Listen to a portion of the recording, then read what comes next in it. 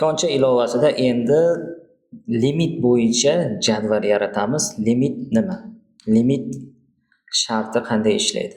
Demak, boshladik. Jadval yaratishni bosaman va jadvalga nom beraman. Limit bo'yicha degan sizlar tushunishingiz uchun shunaqa nom berdim. Siz xohlagan nomni berishingiz mumkin albatta. Limit bo'yicha.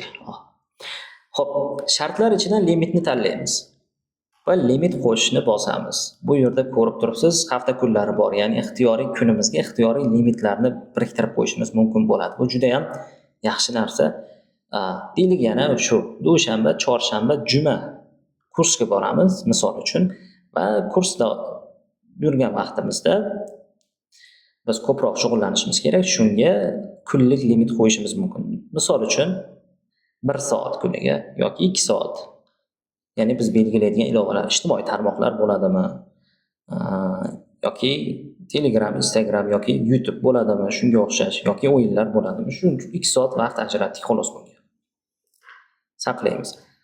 Va bunga yana bir limit qo'shishimiz mumkin.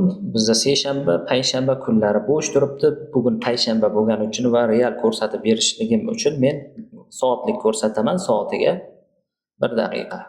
Yoki kunlikda ham albatta 1 daqiqa belgilab qo'yishingiz mumkin. Mana 1 daqiqa. Soatlik qo'yamiz, mana 1 daqiqa. Ya'ni har bir soatda biz 1 daqiqadan ruxsat beryapmiz. Mana shunday. Yana limit qo'shib shanba, yakshanbani ham band qilib qo'yishingiz mumkin. Misol uchun kunlik shanba, yakshanba ko'proq endi vaqt ajrataman, mayli ko'proq ishlayman deb turib 5 soat qo'shib qo'yishimiz mumkin kunlikka.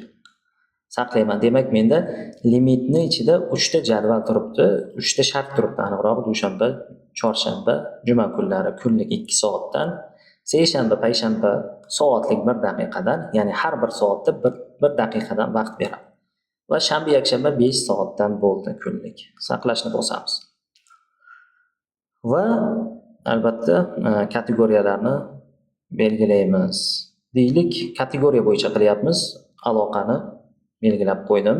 Aloqada hozir bizda Plus, Telegram bor, albatta ijtimoiy tarmoqlar.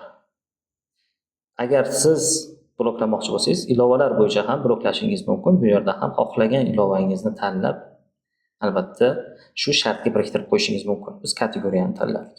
Mana shunday. Bloklash rejimi albatta qora ro'yxatda turishi kerak. Oq ro'yxatga qo'ysangiz, shu ilovalaringizdan boshqa ilovalar blokka tushib qoladi. Saqlaymiz. Jadvalimiz faollashdi. Limit bo'yicha jadvalimiz faol. Hammasini bosib ko'rishimiz mumkin. Xo'p, demak Pulsga kiramiz. Pulsda hech narsa yo'q. 1 daqiqa kutamiz.